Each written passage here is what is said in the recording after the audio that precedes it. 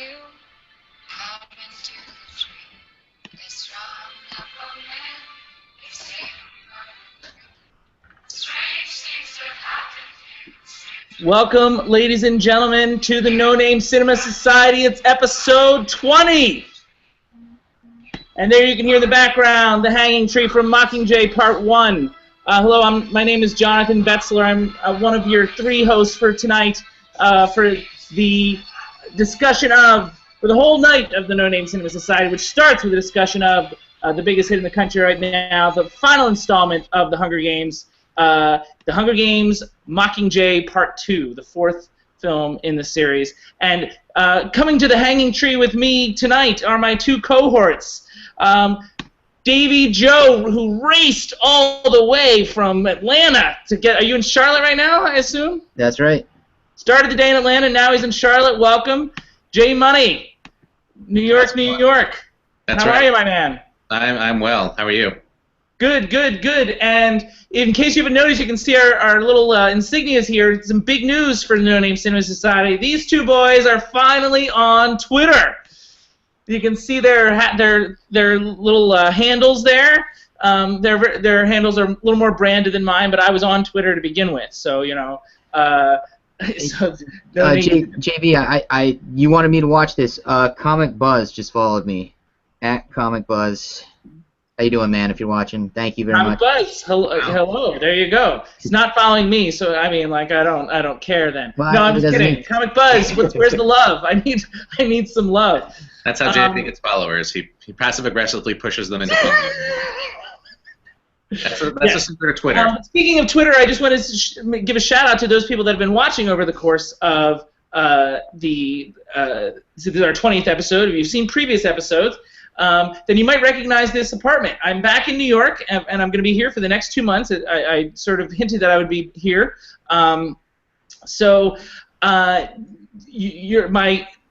challenge to our viewers for the evening is to let us know on Twitter if you remember that any of the 6 movies. We had 2 episodes that we've shot in this apartment, that I've shot in this apartment, and we've discussed 6 movies. So if you go back and look at them, you can see which ones we've talked about in this room, and let us know by the end of the night. If anybody wins, we'll let you know at the sound off later on this evening. So that is a challenge that I personally would fail. I probably don't remember, but maybe some of our fans can remember when I was in this apartment. It should look familiar, although I've changed the decor around a little bit. So yeah, it's time to talk about Mockingjay, et cetera, et cetera. But Davie Joe, Mockingjay Part 2. We'll find out if we're at the hanging tree. We'll find out if it's actually going to be a lynching or not. Davie Joe, though, had not seen any of the Hunger Games films before we announced that we were going to do it. So in the last 2 weeks, he's watched all 3, and then the 4th one in the theaters this weekend. I don't want you to comment too much, but how was your marathon, Davie? No, it was a good time. It was a good time. I enjoyed catching up.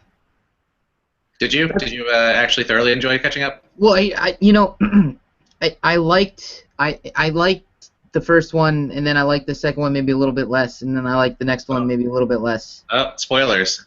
Don't give it all away yet. But it's a good story. It is a good story, and I'm glad. I'm better for it. I'm better for it. Well, there you go. That's the end of our discussion about Mockingjay Part 2. All right, speaking of Mockingjay Part 2, the epic saga finally of Katniss Everdeen and her quest to unite the districts and free the world of Panem comes to a conclusion. She and her band and rebels try to increase pressure on the capital and the nefarious President Snow.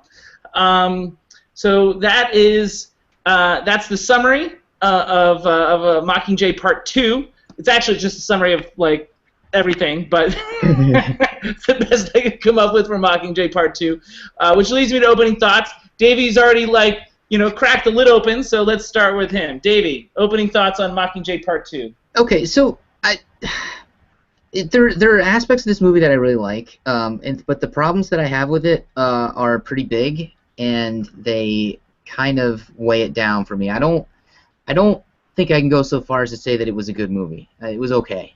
Okay. Remember, brevity on opening thoughts. That's the goal. Jay, you of all people is the person I would at least expect to spout off their opening thoughts. J Money, opening thoughts. Disappointing. Yeah, and I'm going to echo that. I was going to use that word exactly, so now I feel like I'm ripping it off. Certainly, and I was going to say disappointing in terms of being a conclusion to a YA series that had a lot of potential. And let's start there into one of the reasons why I thought it missed, overall missed, because, I mean, to Davy Joe's point, it had a lot of great things about it. And maybe too many in a way, or maybe I get the impression that the whether it's the writers, producers, directors, because there was like I think 2 directors over the course of the 4 films. I think there was an attempt to make something bigger out of this series. You know, in dealing with the class system, the role of PR in public policy, was another interesting theme in it. PTSD stuff, is interesting. Also, the roles of government. You could, the animal farm parallels are pretty clear. But I mean, like with all these things going on, like none of those themes really landed as much as they could have, and that's where, for me, Catching Fire is the best film of the series. The second one is I think it actually has the most balance. I'm excited by the idea of the revolution, forthcoming, but then the revolution itself is sort of a dud in both Mockingjay Part 1 and 2 for me. So that's my opening. So that's where I want to start with this idea that maybe did it take on too much, gentlemen? Davey? That's an interesting. I hadn't come at it from that angle, but maybe that is the problem. I felt like there was some plausibility. There was a major plausibility issue for me. In the most general terms, she makes a decision with a sort of clairvoyance that. Jay Money, why don't you pick up from there? Oh, wait, I think he's back. Is he back? I mean, all right, are you talking about the end, the climax? I am, and that's why I'm being so vague. I disagree with that statement. There you go. Yeah. Well, hey, I'm prepared, my man. I disagree. I disagree with the clairvoyance. I think it's pretty. I think the decision was the right one to make. I actually think the scene was poorly executed, but which is a whole other issue entirely. And maybe it's the issue of trying to draw out this book into 2 movies. Because I mean, I just feel like this particular scene needed to be faster and it would have been more impactful. Like they really drew it out to something that I think was, for me and the person I went with, it was pretty obvious to us what was going to happen. Yeah, absolutely. Once that scene starts, it is absolutely obvious. But I don't know how she knew that scene was going to set up that way. It was pretty clear to me after the meeting, and it was pretty clear to me that it was the right move. J Money, where do you land? Yeah, no, I think that they telegraphed what she was going to be doing in that scene pretty strongly before she actually finally did it. And I think also at that point, within the film, just from watching it, I was ready for the movie to be over before then. I was ready for the movie to be over numerous times before then. And this movie is great at faking you out as when it's going to roll the black. There were so many times, Good point. the last 25 minutes or so, where I thought, okay, that's it, great. We're jumping all over the map here because I have that point as well, but later on down in my notes. I do want to get back. It was, yeah, you're right. It was telegraphed, and I think if it were put together in a clear, in a faster way instead of drawn out in the way it was, even like the scene itself, not even the scene that precedes it, even the scene itself was like close up after close up after close up, like almost like a Leone movie, and it works great in a Leone movie. But here, there's no surprises coming, at least to me. No, and the payoff seems a little empty. I mean, we're talking about drawn out. Drawn out is a word that I think we could describe the entire series at this point. And I have to say that I haven't read the books. I don't think that you guys have probably read the books either. No. I don't know if that really matters that much because we're talking really about how the film stacks up on its own. But I have to say that I crammed Mockingjay Part 1 right before I went to see Mockingjay Part 2 in the theater. I crammed it on TV. I actually live tweeted it a little bit. And I'm really happy that I Oh, watched that's it. what you were doing. That's what I'm saying. I'm really happy that I did it that way, because if I had actually seen it in the theater, I would have been very angry walking out of the theater. They clearly were taking one movie and breaking it down to two to pull it out for no apparent reason, the longest possible suspense and the longest way of sort of delaying the end result. And I wonder if that's because the end result just isn't that compelling, ultimately. I think that, for me, with the series in general, I was never that compelled, but I always felt like I was promised something, that it was going to lead somewhere. Right, that would actually and I pay think off. that's what I was talking about with Catching Fire. I mean, I think Catching Fire is an outstanding film. It was actually made my top 10 list that year. It surprised me. It blew me away because, I felt like it had that balance. All the social issues were bubbling to the surface, and I think what the film had was promise. You feel like you're on the verge of this revolution, and you're like, unite, sign me up, and then obviously the presence of Philip Seymour Hoffman in Catching Fire, I think, adds a lot of gravitas as well. Yeah. And then the whole sort of the concept of, again, it becomes Animal Farm in a way that is unsatisfying. Yeah, and I guess I have to say, there was actually a story in Catching Fire in some ways, a coherent story that really compelled people to sort of stick with it. I wasn't that compelled after the first movie. I think I'm having the same reaction you did, JP, although I don't think I liked Catching Fire quite as much. But the second movie was like, okay, now I'm going to give this thing a shot. What I will say about the third movie that was interesting, and getting back to one of your major themes about PR, is that it seemed to be the first time I've seen a film that actually put its own advertising campaign in the movie without it being self-referential or comedic. I don't know if you guys noticed that. The movie itself, Mockingjay Part 1, was as much a teaser and a trailer for Mockingjay Part 2 as anything. There were literally the same graphics. There was literally the trailer that they used. I mean, it was a little ridiculous. And I kept waiting for that to be called out in a more interesting way, and a lot of things to be called out in a more interesting way. And ultimately, I don't feel like it was there. I don't know if that's because of the original text or. I didn't mind that as much. I mean, let's talk about some of these other issues. I think the PTSD thing really landed.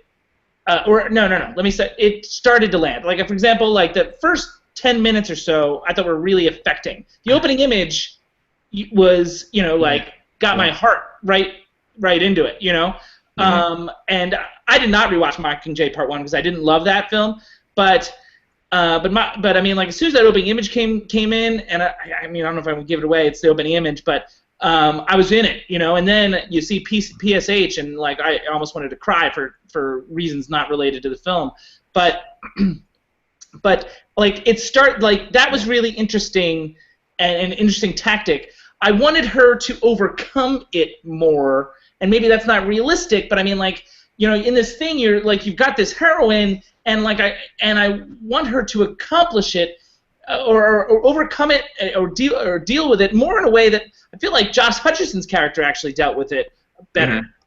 Mm-hmm. I think that you're getting to a big criticism that I have, which is I'm not really sure what the sort of motivational force in this movie was for any of them. I think that in the books it might have been much more about trauma and much more about how you deal with trauma, especially in a very public way. And I think in the movie they tried to frame it as a great romance. It seemed like a lot of the storyline hinged on all these decisions she would have about this supposed romance and whether or not she, how she felt about certain people.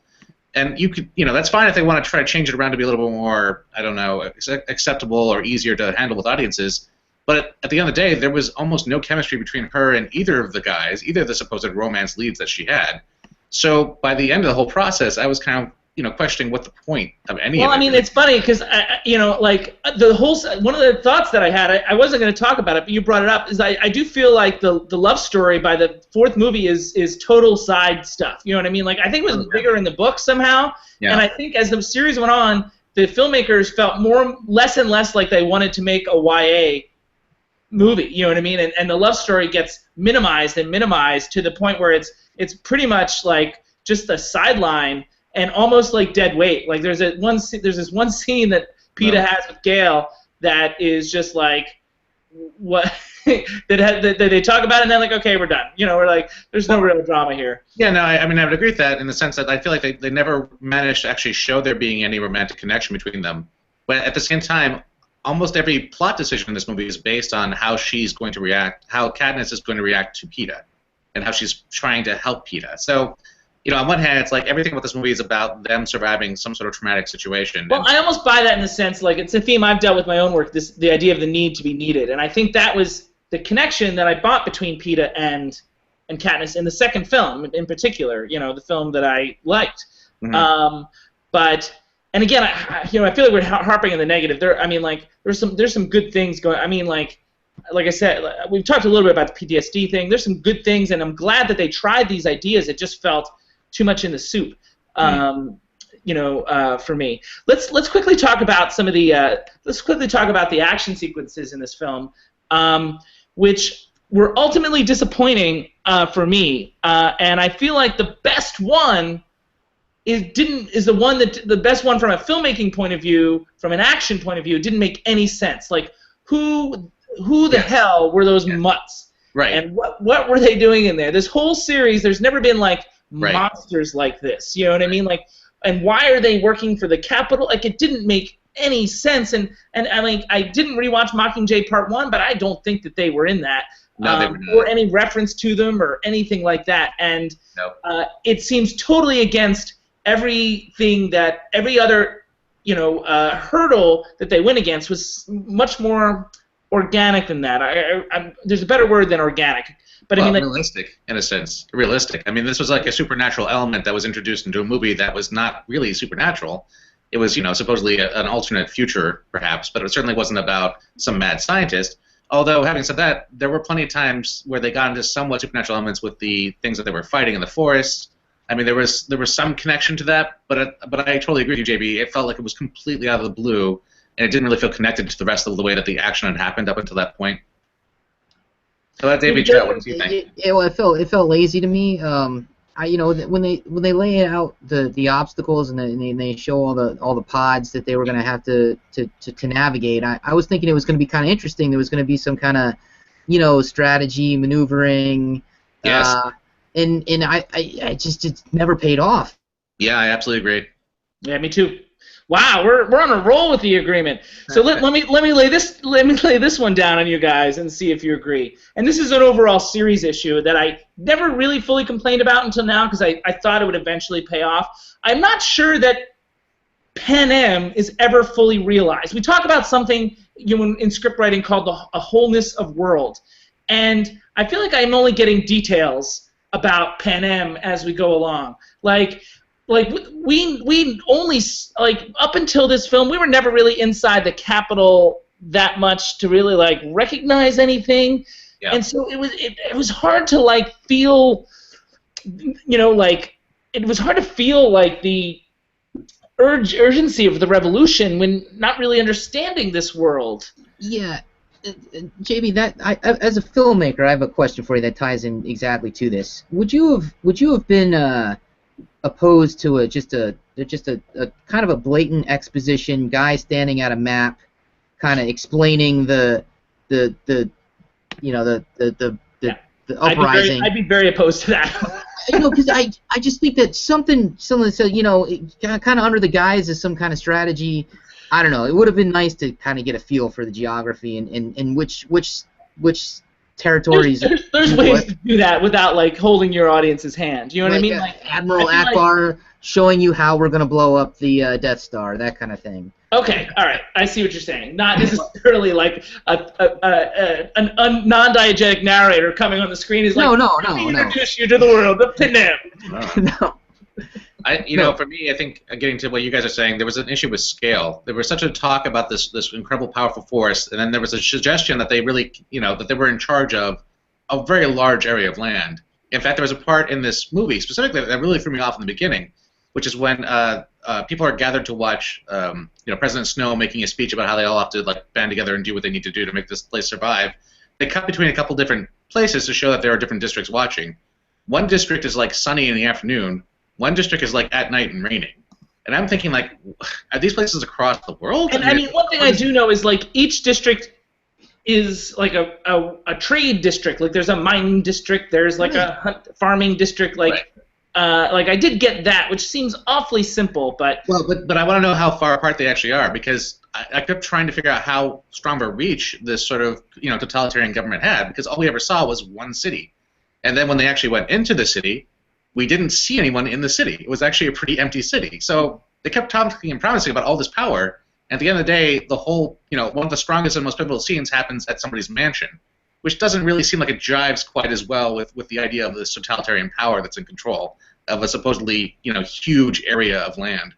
The whole idea of this incredibly small, 1% group seems incredibly contrived, especially I understand that it works within the model that they're suggesting, but it just felt like we never really saw the reach that they proposed, and you never really saw the effects ultimately.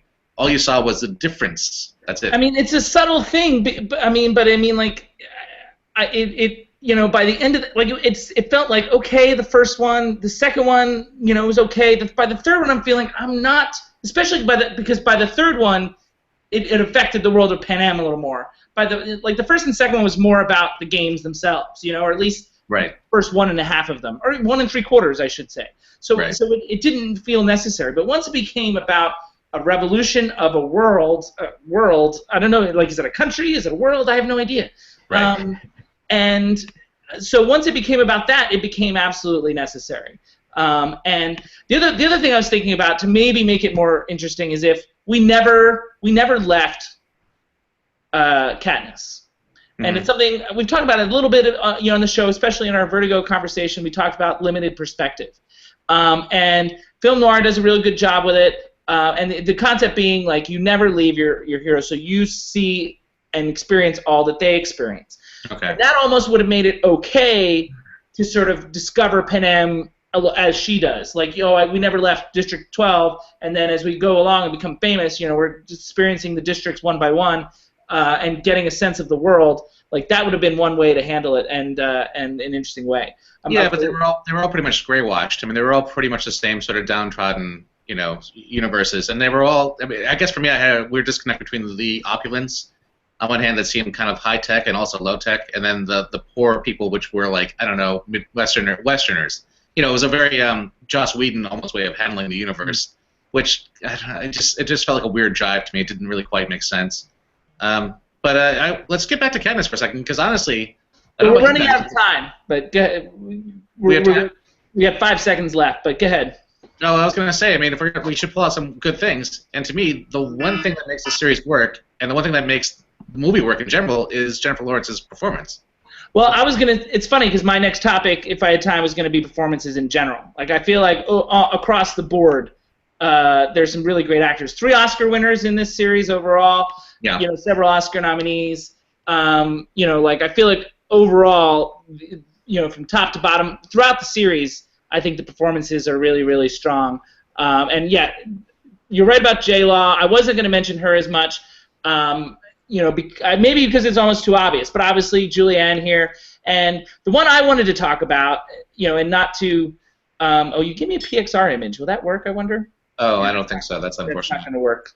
Well, then my lovely image of Josh Hutcherson won't come out, because that's the performance that I wanted to talk about, because I don't think because JLaw is almost like expected to do well. You know what I mean? Like she rocks it almost every time out of the gate, which is a credit to her. Like no bones against that. But I do want to say that Josh Hutcherson, especially the last 2 films, obviously he's not in Mockingjay Part 1 as much, but I mean, he really landed this PTSD thing, and where it got me, and it was a difficult thing to pull off, and even the brainwashing thing, he landed really well, and Pete is not as easy as he looks, and I think, especially as the series goes on, he does a terrific job, and I think needs to be commended for bringing what he did to that role.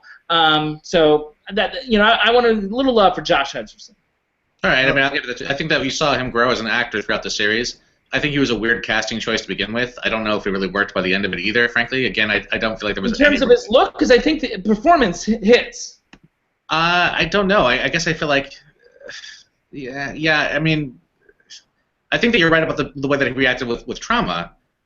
Maybe I just don't like his character that much to begin with. But let's not go down that route. It's fine. I think by the end of it, I was happy he was still in the movie. But all right, real quick, Davy Joe performances. Do you have any thoughts? I had just said basically the same thing. I thought all the performances were strong, and I thought he did a great job as Peeta.